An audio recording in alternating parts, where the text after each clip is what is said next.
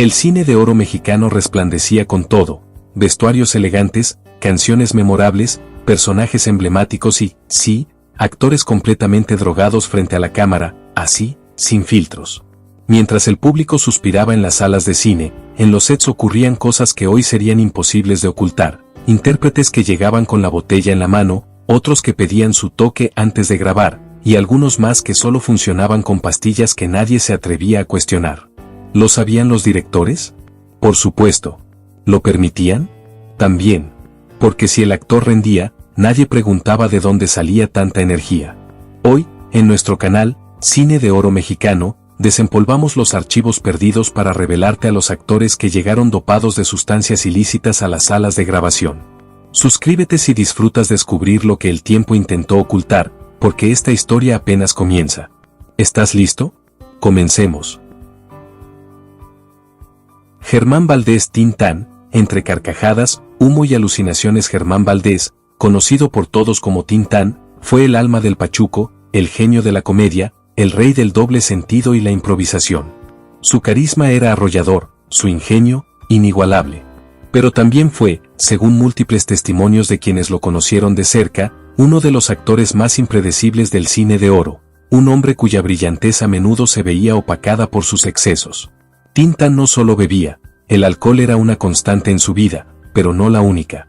Fumaba marihuana durante los rodajes, a veces incluso entre tomas, y, en ocasiones, aparecía en el set completamente eufórico, con una risa descontrolada que no correspondía a la escena, olvidando diálogos o inventando otros que no tenían sentido, pero que, milagrosamente, a veces encajaban con su personaje caótico.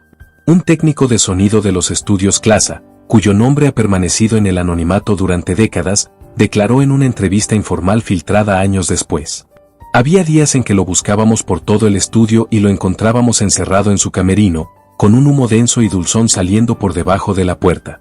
Cuando salía, con los ojos rojos y una sonrisa pícara, decía: ahora sí estoy listo para improvisar, que ruede la cámara. El director, resignado, o quizá fascinado por su imprevisibilidad, simplemente ordenaba encender la cámara y esperaba el milagro. Durante el rodaje de la icónica película El Rey del Barrio, hay una escena en particular donde Tintán aparece con la mirada vidriosa, tambaleándose ligeramente y murmurando frases en un inglés incomprensible. La cámara lo sigue y el espectador lo asume como parte de su personaje excéntrico. Pero la cruda verdad es que no estaba interpretando un papel, estaba realmente drogado, luchando por mantenerse en pie y recordar dónde se encontraba. Su talento era tan grande, su capacidad para la improvisación tan innata, que incluso en ese estado alterado lograba entregar escenas memorables, cargadas de una energía que, si bien era artificial, resultaba magnética para el público. Los directores lo sabían, los productores también, pero nadie lo detenía, la taquilla era lo único que importaba. Si sobrio ya era brillante, drogado era un maldito genio, solía decir un camarógrafo veterano, con una mezcla de admiración y preocupación. El problema, el verdadero conflicto ascendente, llegó cuando la marihuana dejó de ser suficiente para Tintán. En los años 60, su búsqueda de evasión lo condujo a experimentar con píldoras para mantenerse despierto durante las largas jornadas, combinadas de forma peligrosa con alcohol. El resultado fue devastador: escenas grabadas con carcajadas histéricas que se transformaban en llanto, movimientos erráticos que desentonaban con la coreografía, y momentos en los que, simplemente, se quedaba mirando al vacío, ausente, mientras el resto del elenco improvisaba desesperadamente para cubrirlo, para que la escena no se viniera abajo. Y, aún así, el público lo adoraba, lo aclamaba, lo consideraba un genio, porque nadie sabía que, detrás de cada carcajada que provocaba, había un hombre luchando por sostenerse en pie, por mantener un personaje que se desdibujaba con cada dosis. Y los directores, con la mirada fija en el calendario de rodaje y el presupuesto, seguían filmando, perpetuando el ciclo de autodestrucción. Luis Aguilar, el Gallo Giro, que cabalgaba entre tragos y pastillas. Luis Aguilar fue un símbolo de alegría, hombría y fiesta en el cine de oro. Lo apodaban el Gallo Giro por su estilo campechano, su voz potente y su actitud valiente, siempre listo para el canto, el chiste y la aventura. Siempre tenía una sonrisa lista para la cámara, un comentario ingenioso, una energía que parecía inagotable.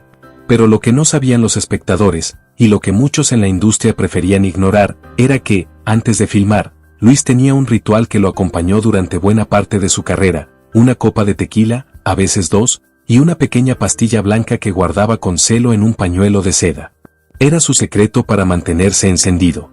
Según un director de fotografía que trabajó con él en al menos 5 producciones y que fue testigo de su rutina, Luis decía que esa pastilla era su chispa de estrella, que le daba la energía necesaria para las largas jornadas y para mantener el ritmo. Pero, a veces, se le notaba excesivamente acelerado, con una euforia que no era natural, o completamente desubicado, con la mirada perdida y los movimientos descoordinados. Se trataba, como se supo después, de anfetaminas, un estimulante muy popular entre artistas de la época, especialmente en las décadas de los 50 y 60, cuando las jornadas de grabación eran extenuantes y la presión por rendir era constante. El verdadero conflicto ascendente fue la mezcla explosiva de estas anfetaminas con alcohol, lo cual le provocaba altibajos emocionales extremos. Pasaba de una euforia desbordante a una agresividad verbal en cuestión de segundos, dejando al equipo en vilo. En una ocasión, durante el rodaje de una película de acción, donde debía mostrarse valiente, Luis, en un arranque de furia inexplicable, arrojó una pistola de utilería y gritó, fuera de guión. Ya estoy harto de actuar con fantasmas, denme una escena con vida. Quiero sentir la adrenalina. Los técnicos lo sabían. El director también, pero nadie lo detuvo. Al contrario, el realizador de muchas de sus películas, en un acto de complicidad o resignación, lo justificaba diciendo, Luis es así. Su energía no es artificial, es artística, es su método. Durante una filmación nocturna, en el clímax de uno de los episodios, el equipo se detuvo abruptamente porque Luis no podía mantener la vista fija en su interlocutor. Parecía estar viendo luces inexistentes, persiguiendo sombras invisibles. El productor, alarmado, ordenó suspender el rodaje. Pero Luis, con una mezcla de orgullo y desesperación, pidió 5 minutos en su camerino. Cuando regresó, para asombro de todos, interpretó una ranchera con una voz impecable y una sonrisa deslumbrante, como si nada hubiera sucedido. Era un ídolo del pueblo, un hombre que encarnaba la alegría y la vitalidad. Pero muchos de sus momentos inolvidables en pantalla fueron sostenidos por una combinación peligrosa de sustancias, alcohol y el silencio cómplice de una industria que lo exprimía hasta el límite. Ramón Gay, el galán que necesitaba valor líquido para besar. Ramón Gay fue uno de los rostros más seductores, elegantes y enigmáticos del cine de oro. Alto, apuesto, con una voz profunda y modales refinados, resultaba irresistible. Era el tipo de hombre que, con solo ingresar en escena y regalar una mirada o una sonrisa sutil, tenía al público, especialmente al femenino, rendido a sus pies. Su imagen era la de un hombre seguro, dueño de sí mismo. Pero lo que los espectadores no sabían, lo que se ocultaba detrás de esa fachada impecable, era que Ramón sufría un miedo casi incontrolable a las escenas íntimas. Y no hablamos de desnudos, que no existían en esa época, sino de algo tan cotidiano como un beso apasionado o una caricia tierna frente a la cámara. Momentos que, para él, eran una tortura. Un director que trabajó con él en 3 producciones y que fue testigo de su peculiar ansiedad, contó años después, Ramón tenía una rutina extraña, casi un ritual. Cuando se acercaba a una escena de beso, pedía estar solo 10 minutos, sin interrupciones. Luego regresaba más relajado, con la tensión visiblemente reducida, y con un olor a alcohol mezclado con algo más, un aroma dulce y medicinal. Ese algo más era, según un apuntador que lo conocía bien, un tónico con tranquilizantes suaves, combinado con coñac o whisky. Era su valor líquido para enfrentar el pánico. Lo tomaba, decía, para calmar los nervios que lo dominaban. Pero con el tiempo, su cuerpo comenzó a depender de esa mezcla incluso para las escenas más simples de contacto físico. Durante la filmación de una película dramática, en una escena clave donde debía besar a la actriz principal con emoción, su dependencia quedó dolorosamente expuesta. La toma tuvo que repetirse 5 veces, ante la frustración del equipo y de la actriz, porque Ramón no podía mantener los ojos abiertos. Su mirada se perdía, su cuerpo estaba pesado, completamente sedado.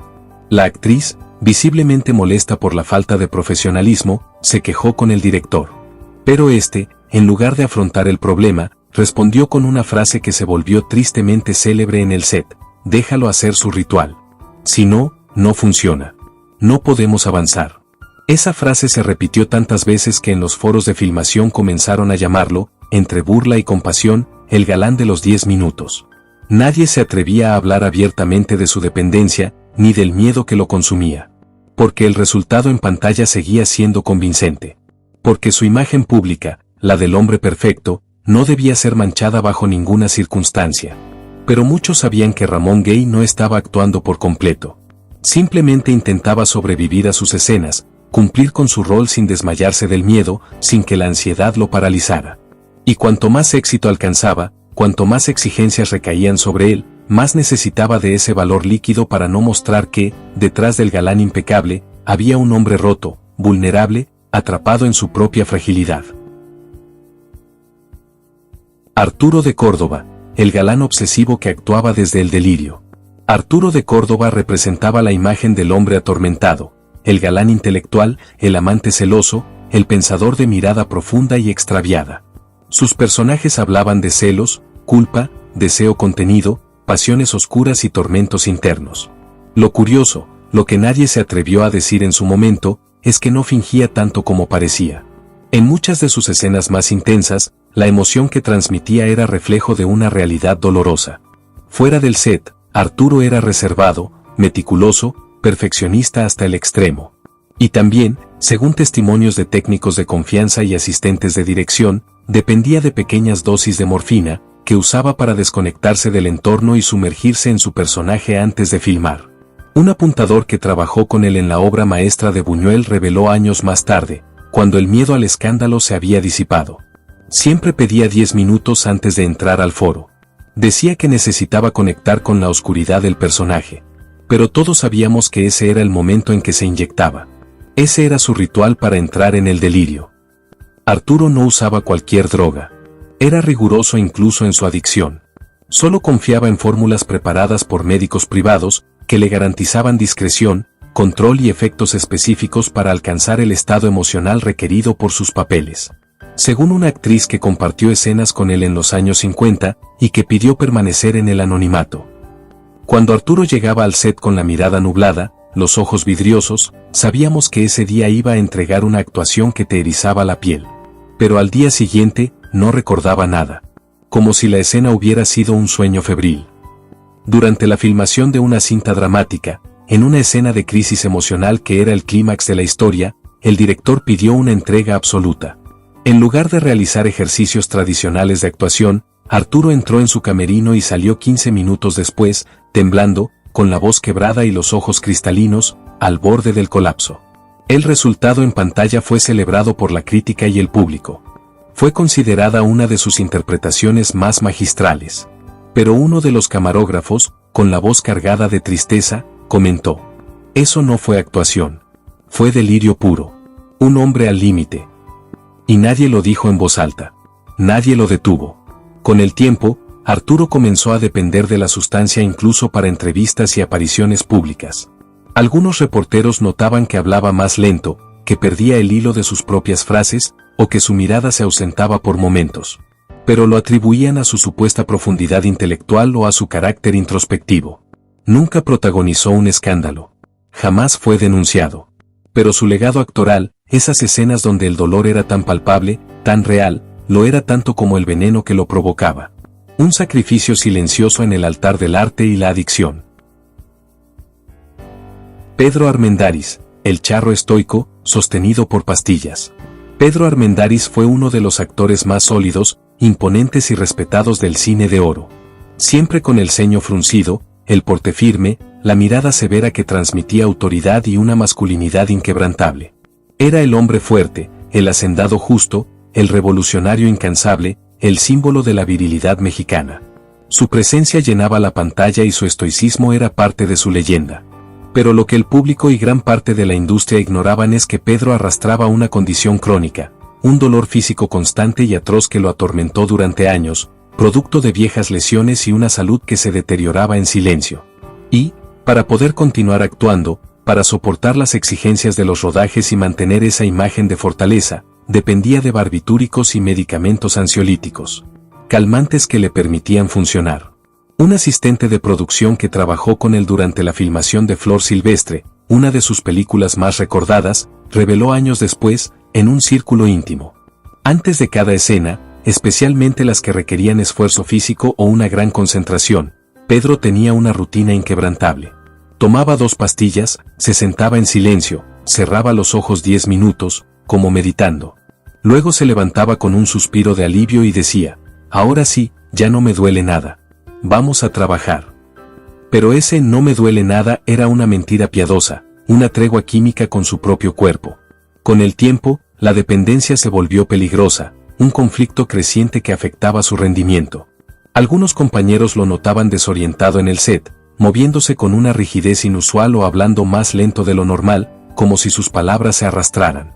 Durante el rodaje de una cinta de época, en una escena de diálogo crucial, Pedro llegó a confundir los nombres de los personajes, llamando a la actriz protagonista por el nombre de otra compañera, y repitió 5 veces una escena donde debía, simplemente, caminar y saludar, incapaz de coordinar sus movimientos. El director, consciente de lo que pasaba, en lugar de frenar la grabación o buscar ayuda para el actor, lo justificó ante el equipo diciendo: está en personaje. Es la tensión de su rol, la intensidad que le pone. Pero no era actuación, era el efecto innegable de las pastillas, nublando su mente y ralentizando su cuerpo. Lo más inquietante, y el clímax de su lucha silenciosa, ocurrió en una película de acción, donde debía montar a caballo a gran velocidad. Una escena que requería precisión y control. Pedro se negó al ensayo, algo inusual en él, y en la primera toma, para horror de todos, cayó del caballo de forma aparatosa. No fue por un error técnico ni por un tropiezo del animal, sino porque estaba drogado. Sus reflejos anulados por la medicación. Fue hospitalizado esa noche, pero al día siguiente, con una tenacidad admirable, volvió al set, con más medicación y sin una queja, dispuesto a seguir. Un técnico de vestuario que lo vio de cerca comentó: él no quería dejar de filmar. Prefería actuar drogado que retirarse, que aceptar su vulnerabilidad. Pedro Armendáriz fue un ídolo, un símbolo de fortaleza, pero muchos de sus momentos más heroicos en pantalla fueron sostenidos por una mezcla peligrosa de dolor crónico, orgullo inquebrantable y sedantes que silenciaban su cuerpo y su alma. Fernando Soto Mantequilla, el bufón que se dormía entre tomas. Fernando Soto, más conocido por su entrañable apodo Mantequilla, fue el eterno comediante del pueblo. El actor de reparto que siempre lograba arrancar una carcajada, con su característica expresión de asombro, su voz temblorosa y un ritmo cómico que parecía innato, espontáneo. Era el alivio humorístico, el contrapunto perfecto en dramas y películas rancheras. Pero con el paso de los años, el ritmo despiadado de la industria y las exigencias del oficio comenzaron a pasarle factura. Su cuerpo ya no respondía como antes, y el agotamiento se acumulaba. Las jornadas de grabación eran cada vez más largas, sin descanso. Para mantenerse en pie, para poder cumplir con su apretada agenda de filmaciones, funciones nocturnas y presentaciones en cabarets, según confesaron varios compañeros de rodaje, Mantequilla empezó a usar sedantes recetados, pastillas que le ayudaban a controlar los temblores nerviosos, la ansiedad y el insomnio crónico que lo consumía. Pero esos mismos fármacos, mal combinados con alcohol o con la falta extrema de sueño, comenzaron a deteriorar peligrosamente su lucidez frente a las cámaras. Era un conflicto creciente que se hacía cada vez más evidente. Un camarógrafo del estudio reveló con pesar: había días en los que grabábamos escenas de apenas 3 minutos, con diálogos sencillos, y él no recordaba haberlas hecho. Tenía que verlas en el monitor, y con una expresión de genuina confusión, preguntaba: ¿eso lo dije yo? ¿Cuándo grabamos esto? Durante el rodaje de una comedia ranchera, en una escena donde Mantequilla debía interactuar con varios actores en una cantina bulliciosa, el clímax de su desconexión se volvió evidente. En medio de la toma, con la cámara en marcha, simplemente se quedó mirando al vacío, con una expresión ausente, y repitió la misma línea 3 veces seguidas sin darse cuenta. El director, con un suspiro de frustración, gritó: «¡Corte!», y él, completamente desorientado, preguntó: «¿Ya empezamos? ¿Es mi turno?». Los sedantes lo mantenían tranquilo, sí, pero también lo desconectaban peligrosamente de la realidad, de la escena, y de sí mismo. Y aunque muchos en el set lo notaban lento, torpe, adormecido, con la mirada extraviada, nadie decía nada. Porque era Mantequilla, el querido comediante. Y porque su nombre aún vendía entradas, garantizaba carcajadas. Eso era lo único que importaba.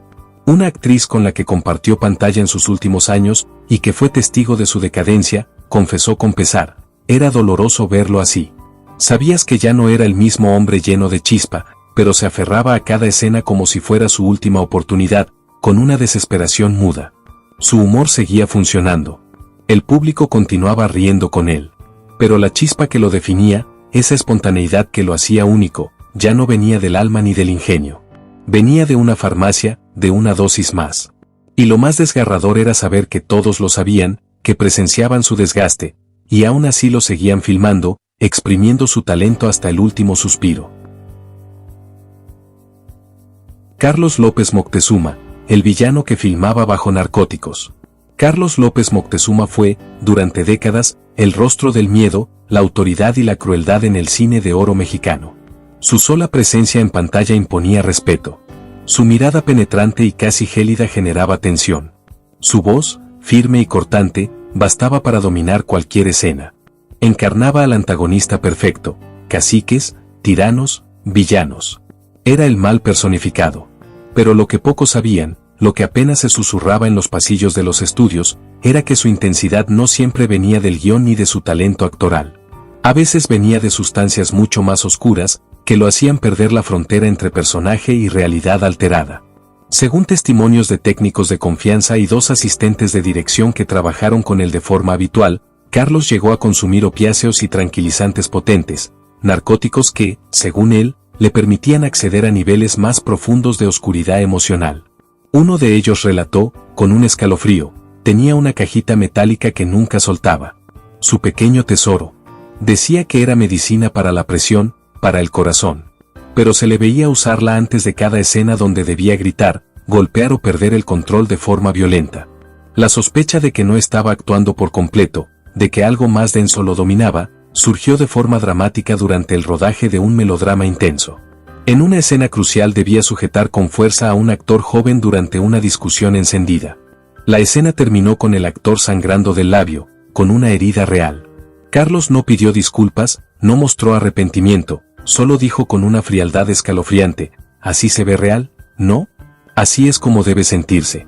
Según algunos testigos, en esos momentos su mirada estaba completamente ausente, vacía, como si no hubiera nadie detrás de esos ojos. No escuchaba instrucciones del director, solo reaccionaba cuando oía el grito de «corte», como si saliera de un trance.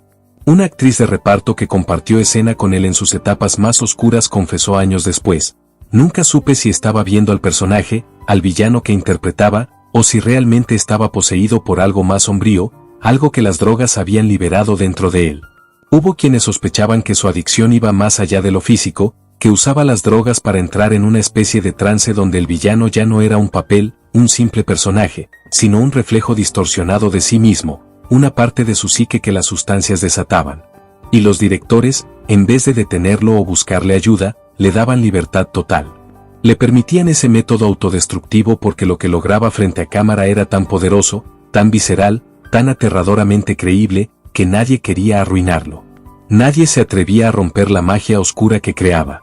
Carlos López Moctezuma no interpretaba la maldad, la encarnaba, con la ayuda de sustancias que lo llevaban al borde del abismo. Y todos lo sabían. Y aún así, lo seguían filmando hasta el final.